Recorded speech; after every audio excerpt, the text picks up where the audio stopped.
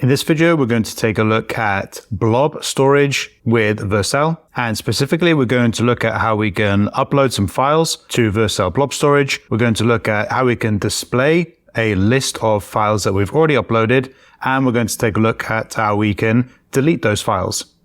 So first things first, I've already gone ahead and created a blank Create Next app project, and I've uploaded it to GitHub and created a new project in Vercel and linked that GitHub repo to this new Vercel project. And I've called this project Vercel-blob. From here then, we need to head on over to the storage tab and we need to create a new database by hitting the Create Database button. And we want to select blob here and hit continue. And the store name, I'm going to call it something like blob-test. Hit create on this. Then we need to link our newly created project. So that was the Vercel blob project. So we need to connect project here. Let's hit connect project. Let's select our Vercel blob project. So this is our Next.js project now we're referring to here. Let's hit connect. Then what we need to do is pull all these new environment variables that Vercel has added to this project within our local project on our local machine. So we can do that with using the Vercel link here. So let's head on over to our code. I've got my blank project here. Let's hit Vercel, or let's type Vercel link in the terminal here. And we need to make sure Vercel is installed globally on our machine. So I'm going to go npm i-g Vercel. So once that's done, we should be able to now run the Vercel link command. We want to set up this project. Yes, let's continue. Select my organization. And yes, it's already detected the Vercel-blob project. And there we go. We've connected our project. So what we can do now is pull all these environment variables from Vercel. So we can use this command here, Vercel env pull to .env.development.local. So let's copy that and paste that in our terminal. So now we should have a new .env.development.local file with all our Vercel generated environment variables. From here, we need to install the Vercel blob package. So it's npm install @vercel/blob. Next, if we head on back to Vercel, we have an example here of how to set up an upload form for a file to upload to our blob storage. So I'm just going to copy this example here, and we need to create a app avatar upload page.tsx. And thinking about it, I'm just going to add this to the page.tsx. So this will be our homepage. I'm just going to paste everything in there. So now we should be able to run npm run dev and hit enter on this. And we should be able to see now in the browser for our homepage on localhost 3000, we can see we have our very simple upload form. However, we need some sort of endpoint to handle our upload. So again, let's head on back to the Vercel documentation and we can just copy their example here for the upload. So again, let's copy their example for the upload code. And I'm going to add this instead of the suggested route here. I'm going to add it to app. I'm going to create a new folder in here called API. Then I'm going to create a new folder called file. And in file, let's create a root.ts. and paste the example code in for our root. So we can see we're getting an error here for the file name. Let's hover over, and that's because argument of type string or null is not assignable to parameter of type string. Type null is not assignable to type string. So all we can do here is for file name, we can do search params.get file name or just empty string.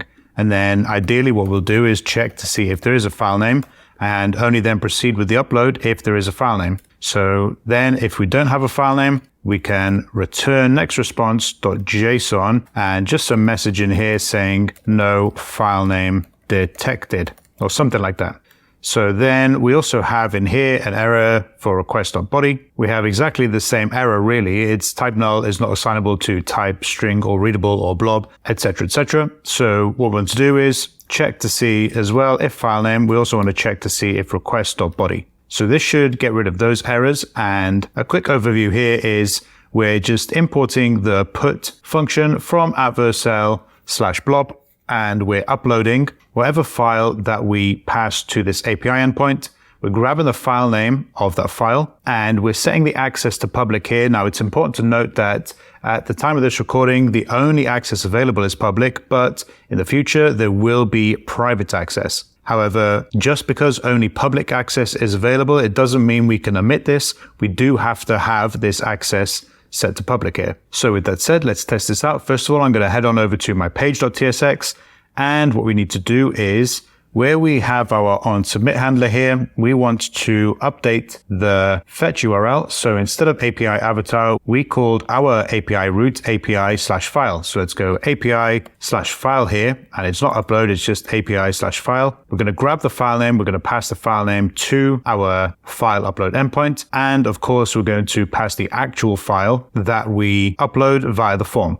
So this all should work. If we save this now and take a look in the browser, let's give localhost 3000 a refresh, and I'm just going to upload some example file here. I've got my example file selected, so let's hit upload now and see if this all works. And there we go. We can see that we display now a blob URL. So if we click on this blob URL, then this will download the file that we just uploaded. So our file is accessible from this particular URL here. However, if we refresh localhost 3000, we lose access to that URL. So let's create a new route now to handle displaying all of the available files that we uploaded to our blob storage. So let's create a new folder in our app directory. Let's call it something like all-files. And I'm going to create a new file in here. It's going to be called page.tsx. Let's export default function all files page. And this is going to be an asynchronous function. So what we can do is grab all of the files that we've uploaded to blob storage and just display them in a very, very basic list. So to do that, at the top here, we can import the list function from @Vercel/blob. Then we can grab all of our uploaded files using the list function. So let's go const, and we're going to destructure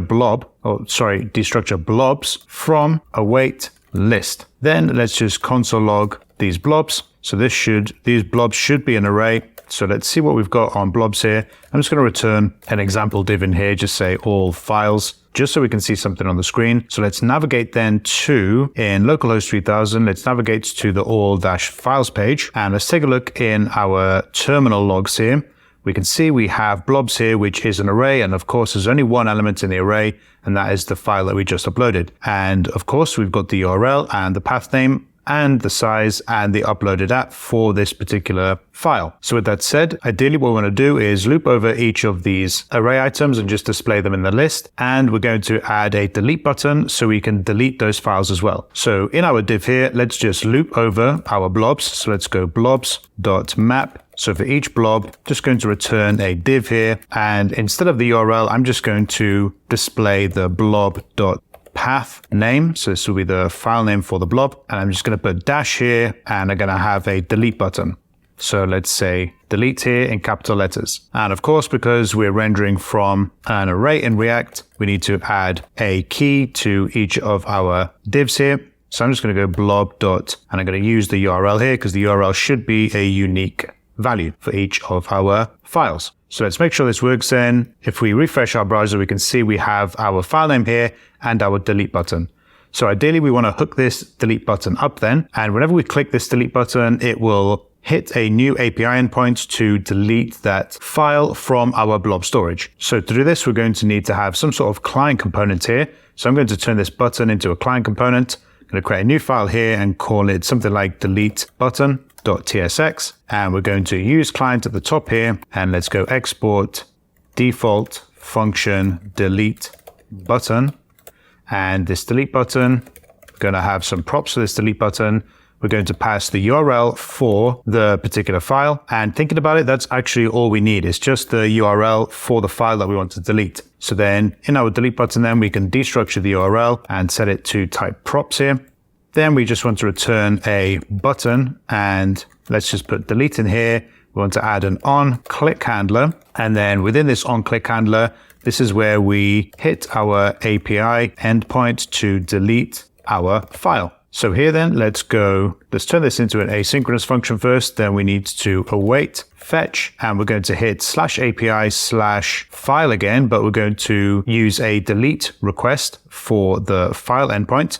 And then we're going to need to pass the URL that we want to delete. So let's go body in here, json.stringify, and let's just pass URL in there. And of course, we need to add the method for this API request, and it's going to be of type delete, which means we need to handle this delete method within our API file and root.ts. So at the top here, let's go export async function delete, and we'll be passed the request, which will be of type request. Then first of all, let's just return a next response.json with an empty object for now. And first of all, let's just console log the data we get from request. So let's go const here, JSON, and set this equal to await request.json. Then let's console log our JSON just to make sure we're passing the URL correctly to this delete handler. So we should then see some log in the terminal. So first of all, we need to actually render our delete button. So in our all files and page.tsx, instead of this button here, let's render the delete button. And of course, we need to pass the URL for this delete button, and we need to set it equal to blob.url. So if we save this now and take a look in the browser, let's give our all files page a refresh again. Let's see what happens when we click delete and head on back to our code. And we can see we have our console log from the delete method here. We're console logging JSON and we have URL on this JSON object. So now all we need to do is import del as well as put. So let's import del at the top here from @vercel/blob, and we can call this del function then. And all we need to do is pass this URL. So in here we can go await del passing in json.url. So let's save this now then. And first of all, in our delete button, after we finish our fetch request here for our deleting our file, after here, ideally we want to refresh the page, so we can use router.refresh. So at the top here, let's go const router and set this equal to use router. And we need to import the use router hook from next/navigation, not next/router. Then we can use router here. After our await fetch, let's use router.refresh. So let's save this now and take a look in the browser. Let's give our all files a refresh and let's hit delete on our file. And there we go. Our file disappears, which means it was probably deleted successfully.